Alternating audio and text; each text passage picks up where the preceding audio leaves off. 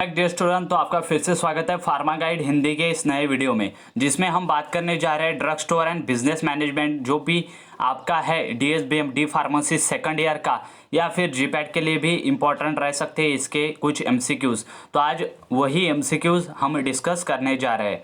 तो सबसे पहला हमारा एमसीक्यू है the perpetual inventory system include. जो परपेचुअल इन्वेंटरी सिस्टम रहती है वो क्या क्या इंक्लूड करती है? Bin card, store ledger, continuous stock taking या फिर ऑल ऑफ दिस। तो क्या क्या कंटेन करता है परपेचुअल इन्वेंटरी सिस्टम?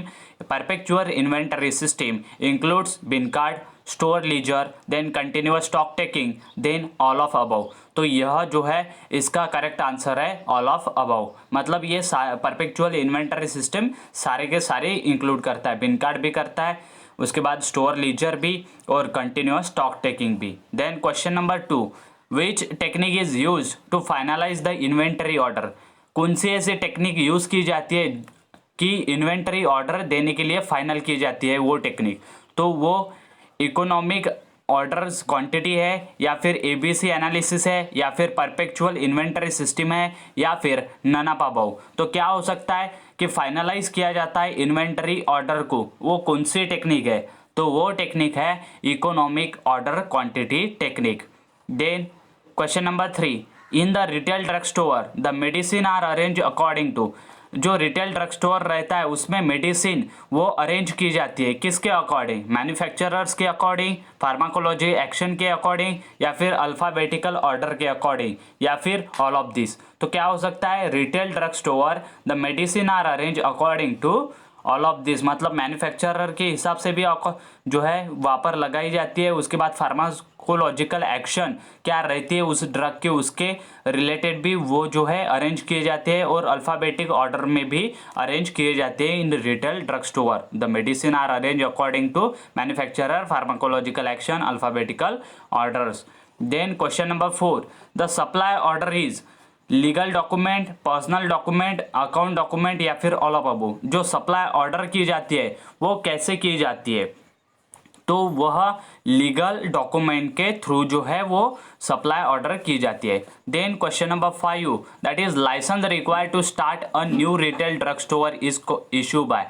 अगर आपको नया ड्रग स्टोर जो है वो ओपन करना है, उसके लिए लाइसेंस जो रहता है वो कौन इशू करता है? Drug controller, drug inspector, government analyst या फिर registrar of state pharmacy council. तो कौन इशू करता है आपका जो भी लाइसेंस रहता है new retail drug store start करने के लिए? तो वह जो है वो लाइसेंस इशू करता है ड्रग इंस्पेक्टर। जो भी आपके एरिया में ड्रग इंस्पेक्टर रहेगा उसकी परमिशन लेना ज़रूरी है और वह जो है लाइसेंस इशू करता है। Then question number 6, the minimum qualification to start a retail drug store. कम से कम क्वालिफिकेशन होनी चाहिए रिटेल ड्रग स्टोर स्टार्ट करने के लिए? D pharmacy, B pharmacy, graduate with science या फिर एनी डिग्री। तो डिप्लोमा इन फार्मेसी क्या है? मिनिमम क्वालिफिकेशन है रिटेल ड्रग स्टोर स्टार्ट करने के लिए। Then question number 7, a person who is interested to start a retail drug store must B.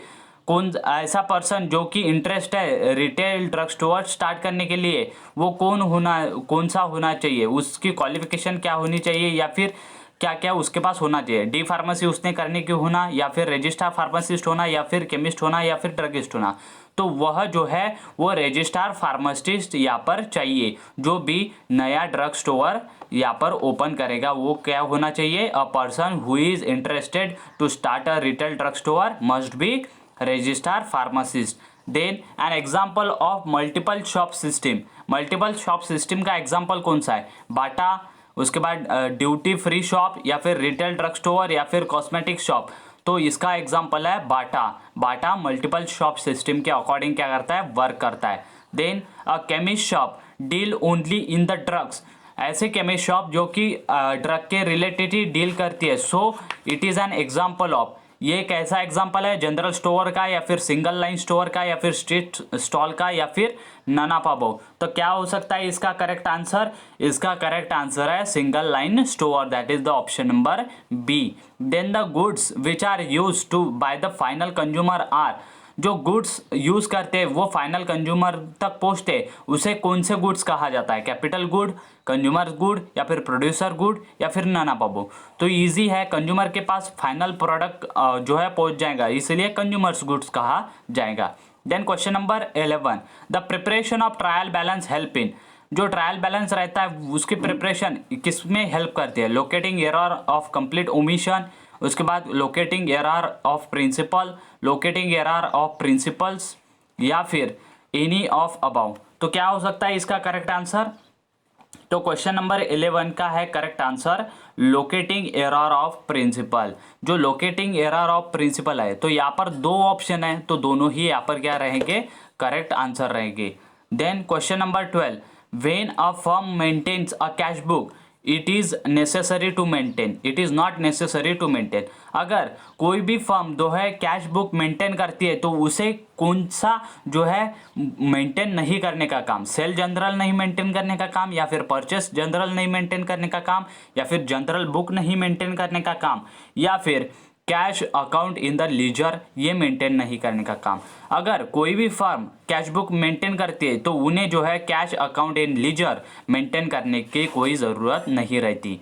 Then all ledger is a book of, जो ledger रहता है वो बुक रहती है किसकी, ओरिजिनल एंट्री की, सेकेंडरी एंट्री की, या फिर ऑल कैश ट्रांजैक्शन की, या फिर पेटी कैश ट्रांजैक्शन की। तो किसकी रहती है वो लीजर, ये बुक रहती है किसकी, सेकेंडरी एंट्री उसमें होती है। Then question number 14, that is the recording of transaction in the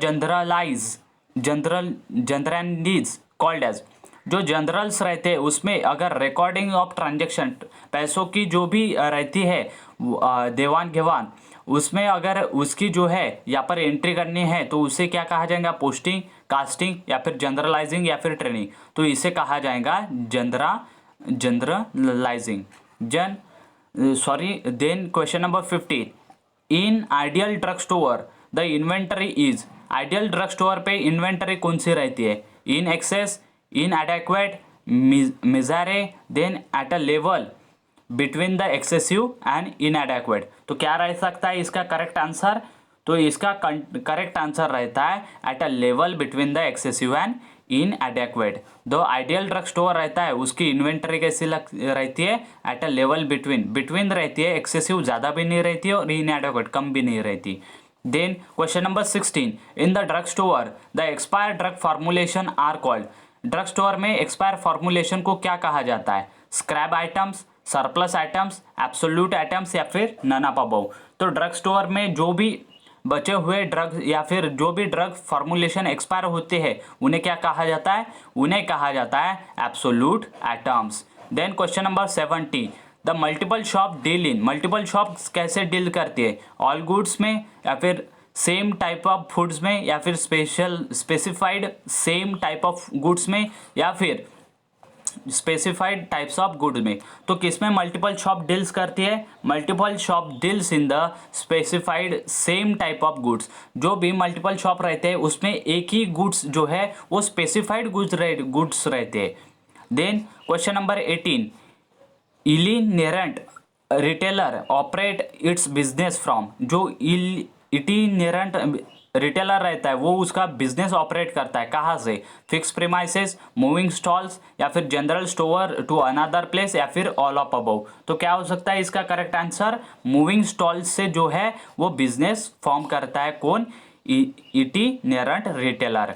then question number 19, if the 51% share of the business organisation are hand in the government, government के पास जो है वो 51% शेयर है किसी भी बिजनेस के, दैट इज कॉल्ड एज, तो उसे क्या कहा जाता है, public corporation, government company, public company या फिर department organisation.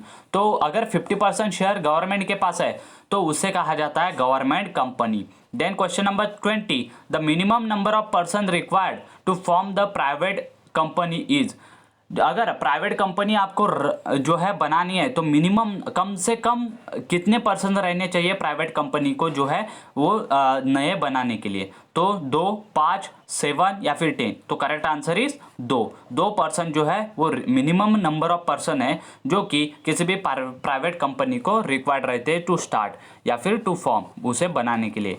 Then question number 21, the maximum number of partners allowed in the case of banking firm. अगर बैंकिंग फर्म कोई डालना चाहता है तो मैक्सिमम नंबर ऑफ पार्टनर कितने रहते हैं? 5, 10, 20 या फिर 40। तो कितने रहते हैं? 10। Maximum number of partner allowed in the banking firm is 10। Then maximum number of partners allowed in the general business. अगर जनरल बिजनेस करना चाहता है कोई तो उसमें मैक्सिमम नंबर ऑफ पार्टनर कितने रहेंगे? 10, 20, 50 या फिर 100। तो 20 number of maximum number of partner allowed in the general business. Then budget is a financing statement, quantitative statement या फिर अ रिपोर्ट ओनली या फिर एनी ऑफ द अबव। तो बजट क्या है? बजट क्या हो सकता है? बजट एक रहता है quantitative statement. Then question number 24, the latest development in the field of budgeting is. Latest development budgeting की फील्ड में कौन सी हो चुकी है? तो zero based budgeting, flexible budgeting, 5 year budgeting या फिर मैनेजरियल बजटिंग। तो latest development in the field of budgeting is zero based budgeting. Then question number 25, which one of this is generally consider as a standard of the current ratio. Current ratio का कौन सा ऐसा standard है जो कि generally consider किया जाता है? 1:1, 2:1 या फिर 0.5:1 या फिर नन ऑफ दिस। तो 2:1 it is a generally consider as a standard of current ratio. Current ratio का स्टैंडर्ड कौन सा है? 2:1।